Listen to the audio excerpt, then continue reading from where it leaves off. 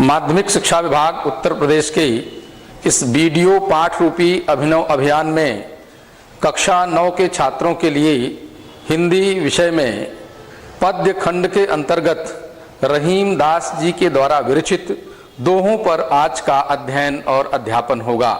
इसके लिए मैं डॉक्टर प्रभाकर त्रिपाठी, राजकीय इंटरमीडिएट कॉलेज प्रयागराज आपके समक्ष प्रस्तुत हूँ। तो आइए, आपने सुना रहीम दास जी के दोहों पर आज हम चर्चा करने जा रहे हैं। तो हम चाहते हैं कि सबसे पहले आपको इस पाठ के अध्ययन से क्या प्राप्त होगा, क्या आप सीख सकेंगे, इसे आप जान लें। आप देखें, इस पाठ के माध्यम से रहीम दास जी के जीवन परिचय, उनकी रचनाओं, साहित्य में उनका स्थान, उनके काव्य की काव्यगत विशेषताओं के संबंध में और इस पाठ में आए हुए कठिन शब्दों के अर्थ, संदर्भ, प्रसंग और व्याख्या तथा काव्यगत सौंदर्य के संबंध में आपकी समझ विकसित होगी, ऐसा हमारा मानना है। इस पाठ के अध्ययन के पूर्व आप ये जान लें, आप पिछली कक्षाओं से यहाँ तक पहुँचे हैं। आपके अध्ययन के सापेक्ष मुझे यह कहने में कोई संकोच नहीं है कि आपका जो पूर्वापर ज्ञान है, आपका जो पूर्व ज्ञान है, उसमें आप काव्य को जान चुके हैं कि काव्य किसे कहते हैं। नीति, आदर्श एवं सदाचार के बारे में भी आप भिज्ञ हो चुके हैं। इसी प्रकार हिंदी साहित्य के काल विभाजन, हिंदी साहित्य के काल विभाजन और समयावधि के बारे में भी आप जान चुके हैं। अब आपको यह जानना है कि आपका जो आज का प्रकरण है रहीम दास जी का, ये किस काल से संबंधित है और इनका जो ये काव्य है, काव्य के भेद के दृष्टिकोण से ये कहाँ आता है और काव्य क्या है। काव्य के संदर्भ में आचार्य विश्वनाथ जी ने कहा, आचार्य विश्वनाथ जी की आप परिभाषा देखें, इन्होंने कहा रसात्मक वाक्यम काव्यम, अर्थात रस युक्त वाक्य काव्य है। दूसरे शब्दों में ओज, माधुर्य, प्रासाद गुण निहित रचना को हम काव्य कहते हैं।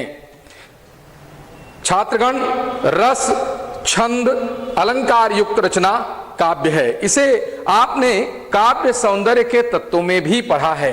अविधा, व्यंजना, लक्षणा, ये जो शब्द की 3 शक्तियां होती हैं, इनके माध्यम से रचनाओं में जब हमें आनंदानुभूति होती है या आनंद प्रदायी रचनाएं होती हैं, तो उसे भी हम काव्य कहते हैं। कविता प्रभावशाली रचना है जो पाठक एवं श्रोता के मन पर आनंदमयी प्रभाव डालती है।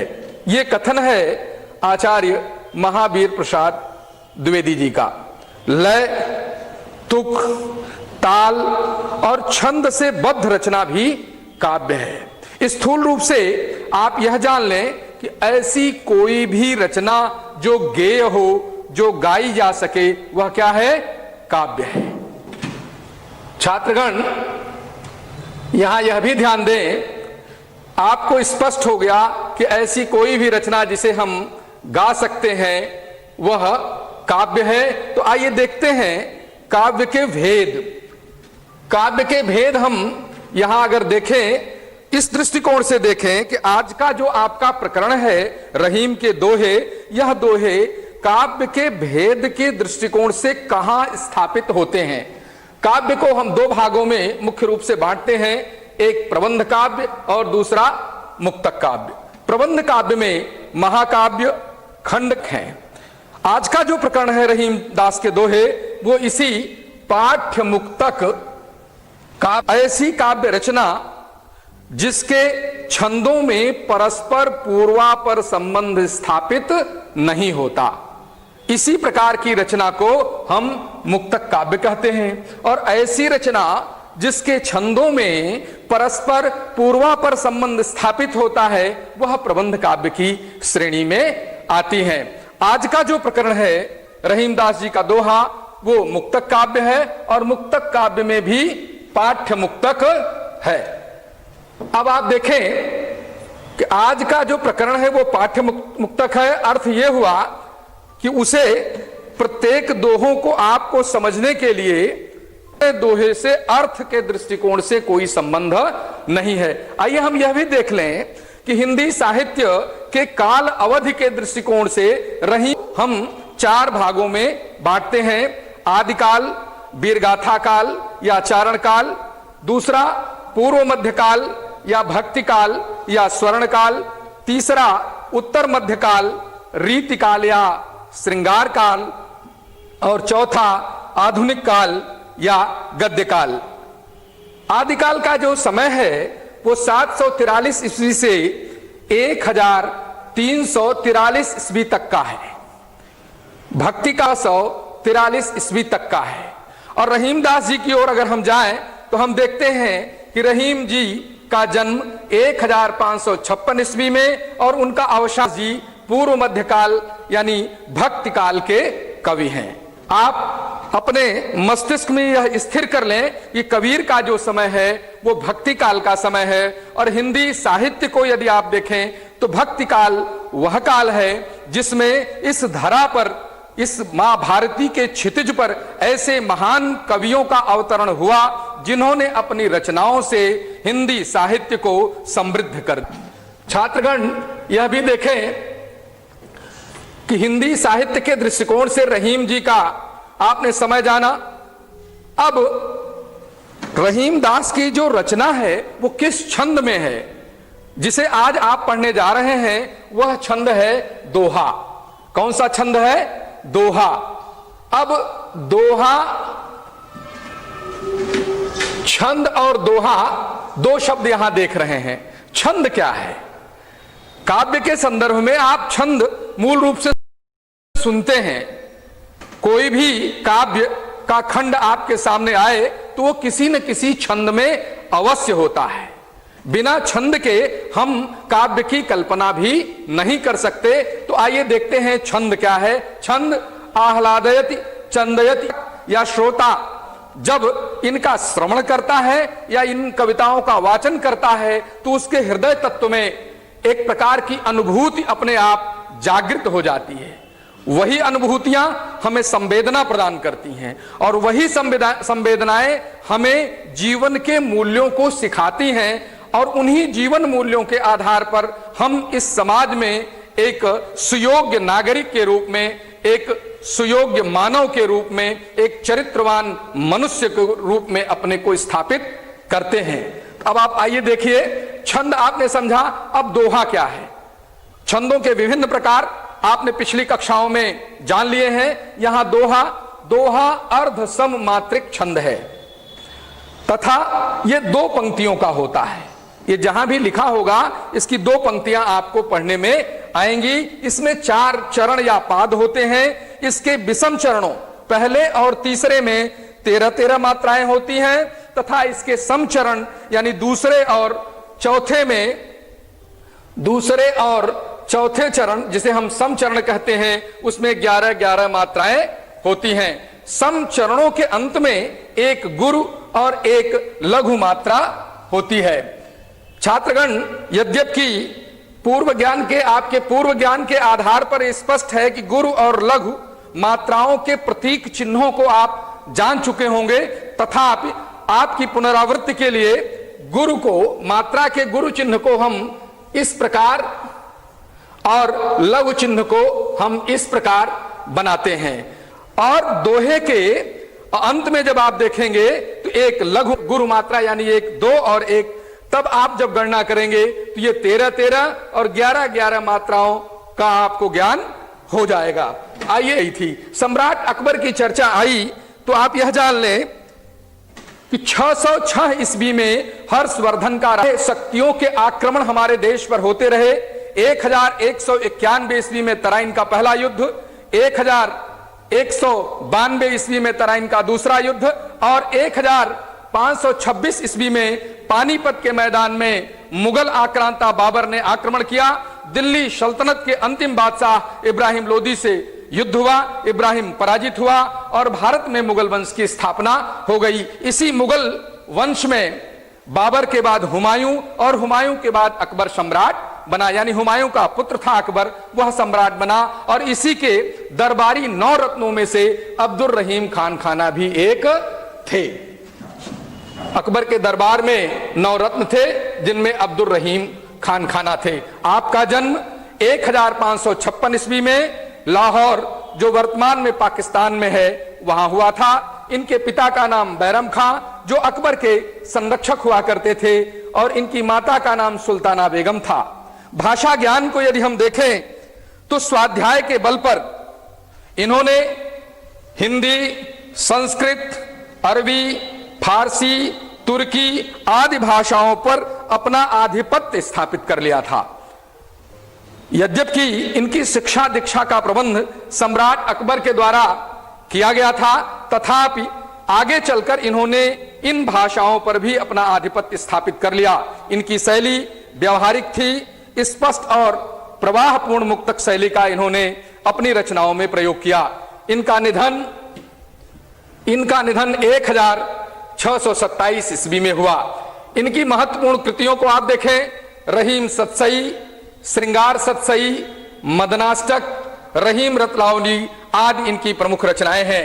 इनके व्यक्तित्व पर अगर हम जाएं तो हम यह देखते हैं कि ये ऐसी होते हुए भी, यह एक विशिष्ट बात है, रहीम के संदर्भ में विदेशी होते हुए भी हिंदुस्तान की मिट्टी का नमक हलाल करना इनका अपना स्वयं का धर्म था, स्वयं का कर्तव्य थे। और एक साहित्य भी कुशलता पूर्वक चली, अर्थात तलवार और कलम दोनों का अद्भुत समन्वय इनके व्यक्तित्व में देखने को मिलता है। इनका व्यक्तित्व अनुभव का भरा हुआ एक ऐसा प्याला था जो छलकने के लिए लालायित हो रहा था। इनकी लेखनी से जो भी साहित्य की रचनाएं हमारे आपके सामने आई, वो सामान्य जनजीवन की थी।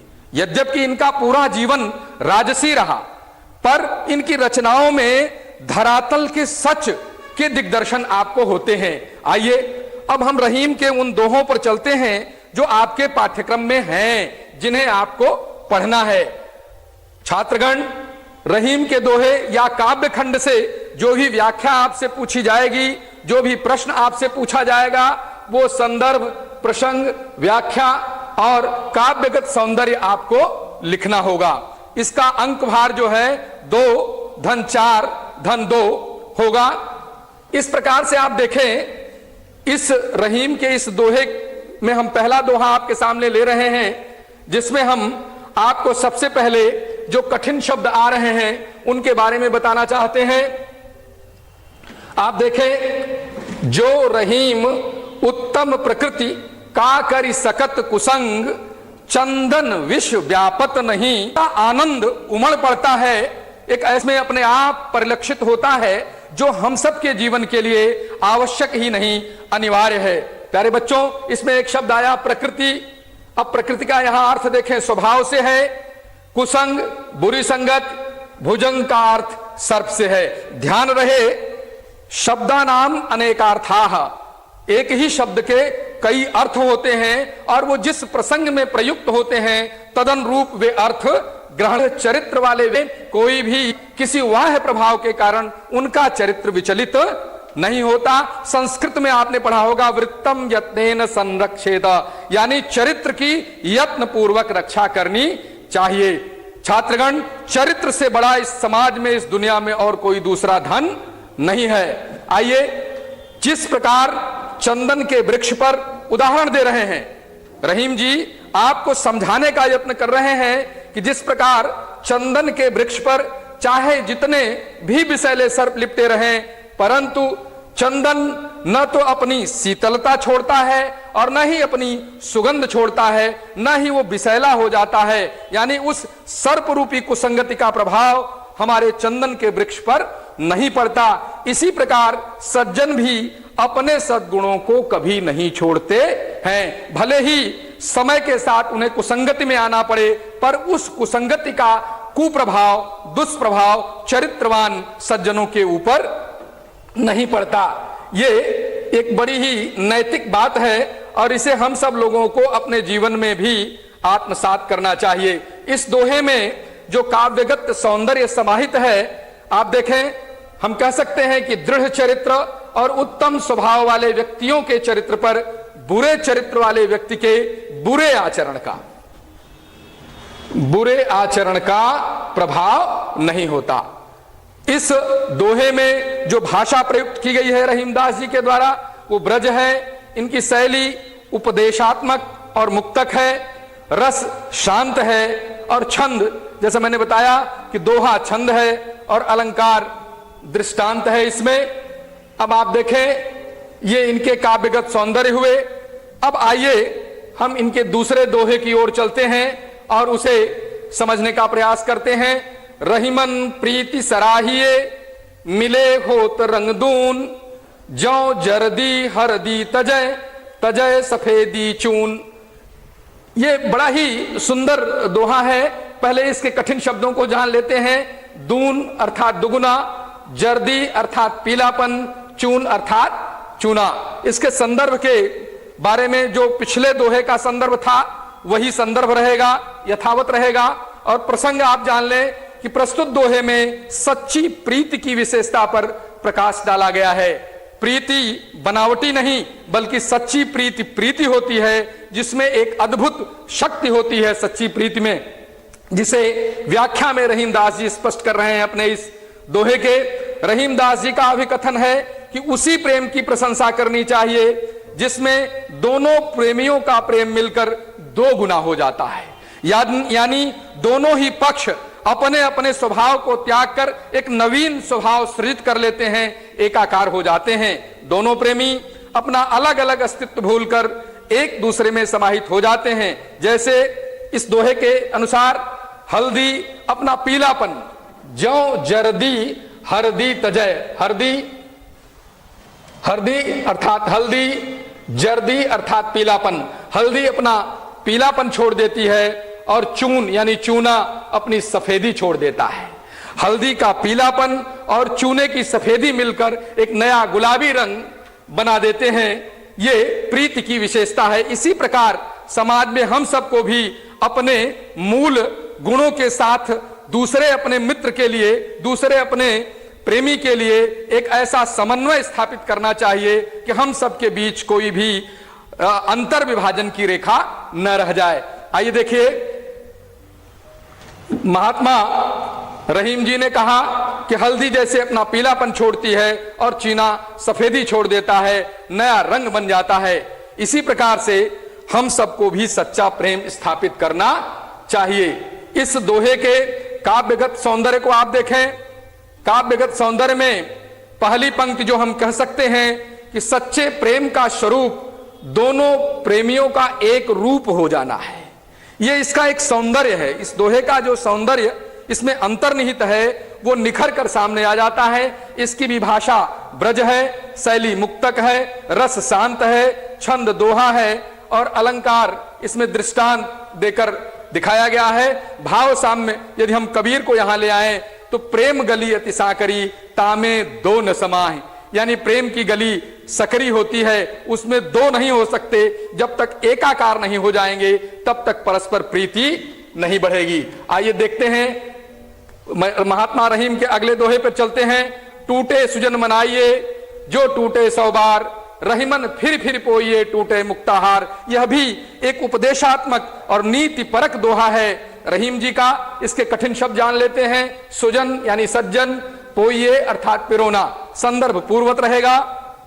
इस दोहे में प्रसंग के लिए महात्मा रहीम ने बताया है कि सज्जनों के महत्व पर विचार प्रकट कर इस दोहे को उन्होंने आपके सामने रखा है। उनका कहना है, व्याख्या में आप देखें, वे कहते हैं कि यदि सज्जन रूठ भी जाए, कोई महात्मा आपसे नाराज हो जाए तो उसे शीघ्र मना लेना चाहिए। वो एक नहीं, दो नहीं, 100 बार नाराज हो तो भी उसे आप मना लें, क्योंकि जीवन के लिए वो बहुत उपयोगी है। जिस प्रकार सच्चे मोतियों का हार टूट जाने पर भी समाज में आप देखें लोग मोतियों को एकत्र करके पुनः पिरोकर एक नया हार बना लेते हैं, क्योंकि मोती मूल्यवान है और आपके जीवन के लिए वो सज्जन पुरुष मूल्यवान है। इसलिए उसे आप मनाकर अपने साथ रख लें, जिससे आपका भविष्य मार्गदर्शित हो सके, भविष्य का मार्गदर्शन हो सके। इसके काव्यगत सौंदर्य को आप देखें, कवि ने सज्जन को मोती के समान मूल्यवान बताया है। भाषा ब्रज है, शैली मुक्तक है, अलंकार दृष्टांत और पुनरुक्ति प्रकाश है तथा रस शांत है। इसे आप देखें।